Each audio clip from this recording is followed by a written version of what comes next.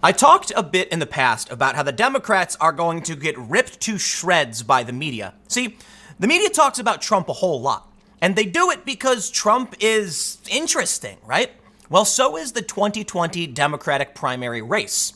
And that means the media is going to be, they're circling overhead like vultures trying to go get anything they can.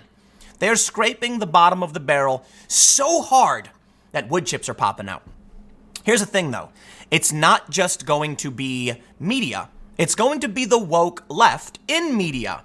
So you have woke digital media, as I said, scraping the bottom of the barrel of news so hard wood chips are flying out. Check out this story. Biden criticized after snarking to female moderator. Quote, sexism with a smile. What did Joe Biden dare say? He said, you're a lovely person. I kid you not. Look at this story. He also said, he called a woman sweetheart and said, you were great, sweetheart, or something like that. You shouldn't be calling women sweethearts. Oh, man, you reap what you sow. Okay? You are courting these lunatics, and I can't understand why. You don't need their support. If every Democrat right now just said, stop, just stop. You people are insane. Things would get a whole lot better, a whole lot quicker. I was reading something. I can't remember who it was from. They said what they think is going to happen is the woke left is going to eviscerate and cannibalize the left of the Democrats to the point where there's going to be a hard correction, and Democrats are going to get angry and push back hard. Trump is using the squad and AOC and this kind of insanity to make the Democrats look weak. And he's right. They are weak. I mean, they do look weak. Nancy Pelosi can't do anything about this. The media, it's the media, and they're playing the game. Guess what? No amount of bowing will ever be enough. You could dig a hole in the ground to bow greater than, 180 degrees, get your head straight up in the ground, and they will still not consider that to be enough bowing.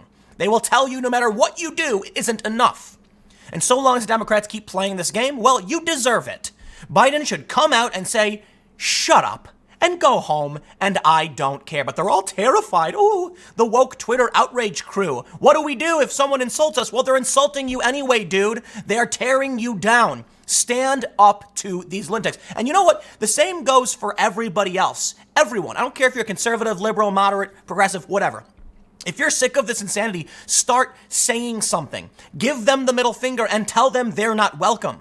Stop entertaining this insanity. Of course, I get it. They then go on Twitter and go, help, help, I'm being harassed. Oh, please, dude.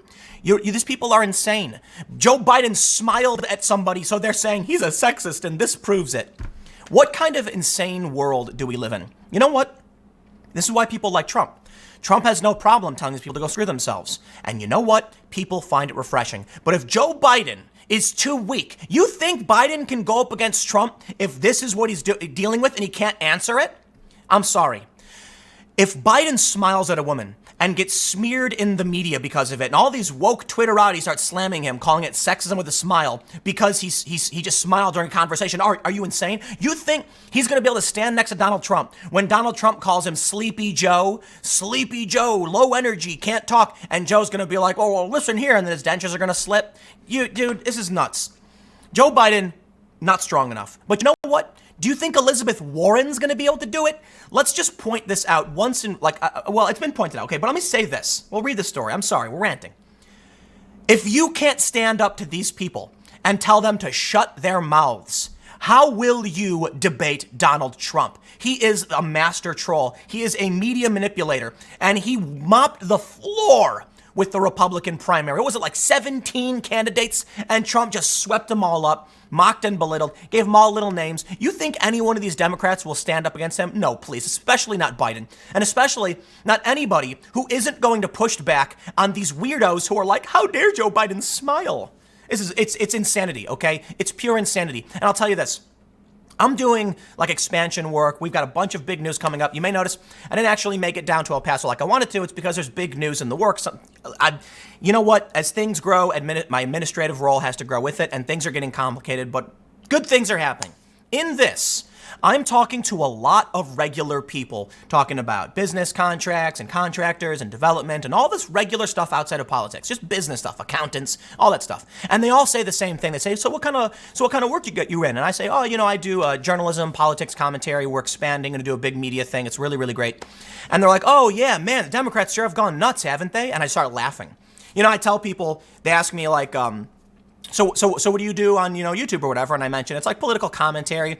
But I was like, I'll warn you now, if you're a big fan of the Democratic lineup and what's going on, you're probably not going to enjoy my commentary. And they invariably, I have encountered no one in all of regular middle America, from going to stores, from hiring contractors, no one has ever been like, I actually really like the Democrats. They've all said the same thing. Yeah, what the hell's going on, man? Most of them have said one thing to me. They're not going to vote for Trump, but they're certainly not voting for these crazy people. Some of them have said, yeah, they're going to vote for Trump. But anyway, you get the point, because I've talked about it a lot, but I just wanted to stress it, because there it is, man. Joe, he went to this event, and he talked about how, like, you should be able to identify as any biological sex that you want in prison, regardless of what the prison says. Okay, then why wouldn't every guy just be like, I'll go to the ladies' prison? That sounds like fun. We're just going to make co-ed prisons? You know what, man? The Democrats don't have spines. It's like there's not a single.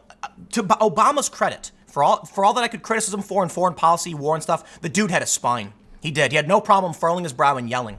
Let's read because otherwise I'm gonna keep ranting. Fox News reports Joe Biden is facing accusations of sexism this week after he pushed back on a female moderator's question about his record. Oh, heaven forbid! He actually challenged the moderator. The incident occurred at the LGBTQ presidential forum hosted by GLAAD and the Iowa Gazette on Friday.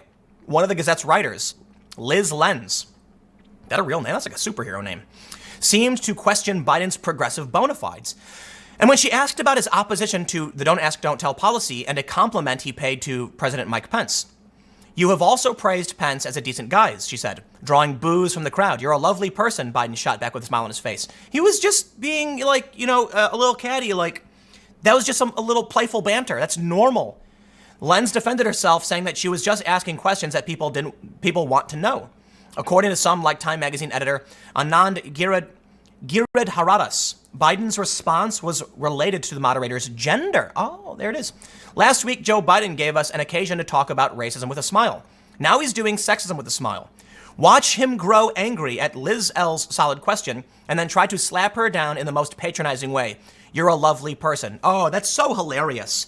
Because it's playful banter. It was just like him playfully making it, like, it's nothing. It's literally nothing. Here's the problem. This is Anand's benevolent sexism. If Joe Biden was talking to a male moderator, nobody would bat an eye. But Anand is going, oh heavens, did he just offend the delicate sensibilities of this little woman? He must be a bad man. Nobody would have said anything if Joe Biden said the exact same thing to a male moderator asking questions. No one. This is them being overtly sexist. And this is why I have to say, listen, it is the left harbors sexists and racists and bigots, and they refuse to do anything about it. I'm not saying conservatives don't, because Q leftist outrage saying, but Tim, what about the right? It's like, dude, I don't care, man. We get it. Steve King was stripped of all of his committees, and he's probably gonna lose in 2020. He's not fundraising at all. Nobody wants to deal with what that guy has to say. But the left doesn't do anything about it. They say, you go.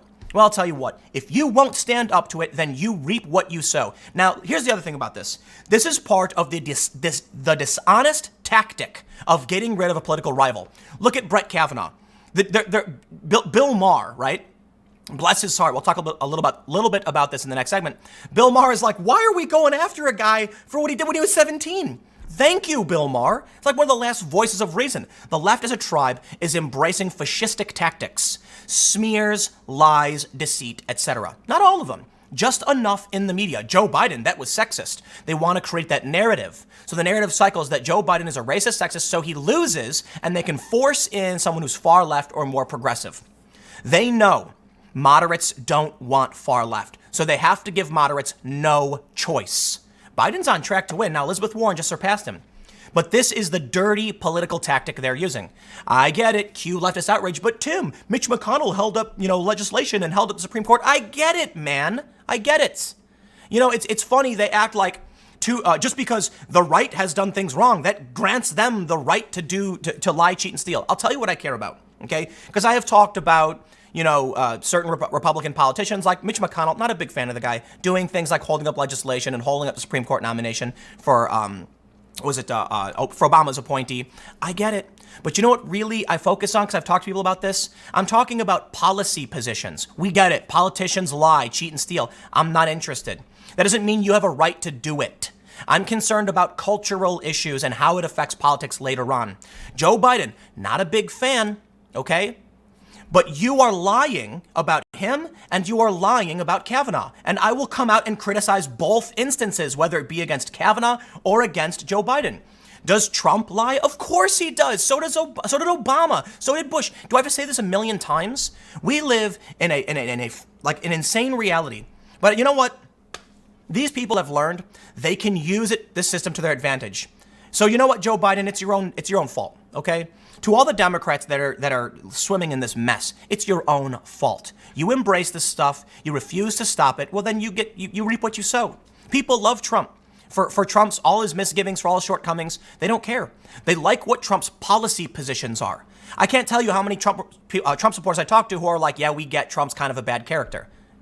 Don't care. And then the left is like, do Trump supporters really not care about Trump's behavior? It's like, dude, the economy's stupid, okay? He's making the economy better. People are getting better jobs. There's a shortage. I was talking to a contractor. He said there's a shortage of skilled labor in the trade. They're having trouble finding people who can do these jobs. Prices are going to go up. That's good news for them. The demand is huge. They're booked endlessly. They love what Trump is doing. Look at Minnesota. That CNN report the other day that said a Democratic stronghold is flipping Republican. Now people are saying that Minnesota might be in play. Trump raises $15 million in one day in California. Yeah, I tell you what, at a certain point, people say, I don't care if Trump has bad behavior. I don't care if he's bad moral character. It's policy. It's his ability to stand up to other people. So I understand exactly why the left calls out Trump for bad behavior. Yep. But I think you need to realize when you engage in the same bad behavior, you will get no sympathy from me. In fact, I will call it out because the only real alternative the Democrats will ever have, a real viable alternative to Trump, is going to be someone who agrees a lot with Trump's policy positions, secure borders, tariffs on products to bring back manufacturing to the U.S., whether it's the right plan or not. That's what his goal is. So until a Democrat stands up and says we can't give healthcare to non-citizens, we have to protect our borders, we need to bring back jobs, and we need someone who isn't boorish and offensive, they're not going to win. They're not. So I'll tell you what, Democrats, you want to play dirty, you will lose. Because there are a lot of people who know Trump is of bad moral character, but they don't care. Because Trump pushes back on your insanity, on the woke insanity, and he's advocating for things they like. Now, I will also say there are a lot of people who defend Trump's behavior too. You won't see me being one of them. You'll actually see me saying what I'm saying now. I get it. I totally get it. So we can disagree on whether you think Trump is good or bad moral character in terms of how he acts. But I can't tell you how many Trump supporters I meet who know it. I'm not calling Trump a racist or anything like that. To an extent, I think, everyone is to varying degrees. Humans do these things, right? But I think it's absurd how they try and label everything Trump does as bigoted, sexist, or racist. It's like, please, dude. Trump could brush his teeth with his, in the wrong way. I'm not going to get into how you brush your teeth. But anyway, the point is, Trump could fart, and they're going to be like, that was racist. And then it's like, we can't have a real conversation about what's actually going on. Granted, I think in the colloquial sense, I don't think Trump is racist. I don't think Republicans are racist. I think there are racists that lurk about on the right and the left, and I think the left has a problem calling them out. The left has a problem calling out their bad actors. So you get to swim in it. You get to swim all up in it, okay? I was talking to somebody recently, and I was like, you know what, man? If there was a Democrat that held most of the policies that Trump did, but didn't have the bad behavior, wasn't always on Twitter ranting and raving. Well, I shouldn't say ranting and raving. Okay, that's a bit hyperbolic because I'm biased. Okay, but if they weren't on Twitter all the time targeting the press, if they were more charismatic. Okay, and again, I understand Trump supporters find Trump to be very charismatic, but I mean more. I don't know how to describe it. I guess well behaved, well mannered. Okay, you get someone who's tough. You get someone who avoids calling people names, horseface, and things like that. But you get them on board with a lot of Trump's policies, they would win. I don't think right now, because people don't want to rock the boat, but 2016, take Trump, copy and paste, so their policies are nearly the same, make some slight alterations, change the behavior, that's a winner. That's a winner. There are a lot of middle Americans, okay, who voted for Trump who don't like his behavior, but they like his policies more than anything else. And they also don't want to live in a world where the Democrats are courting this insanity. I'm ranting too much. I'll wrap it up there. You get the point. It's kind of a lead off of the video I did earlier this morning, but you know what, man? Democrats, you deserve this. You deserve everything you get. I'm absolutely willing to sit here and vote for a moderate, someone with a real plan, but Joe Biden's playing the same stupid game as everybody else, and now you get to reap what you sow. So you know what? Find me someone I can vote for on the Democrat side, and we can have a conversation.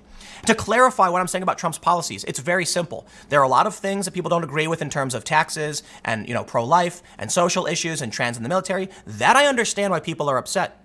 But what are the Democrats advocating for? Healthcare to non-citizens?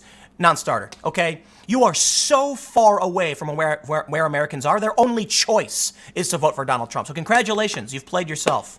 Next segment will be coming up at 4 p.m. youtube.com/Timcast. I will see you all there.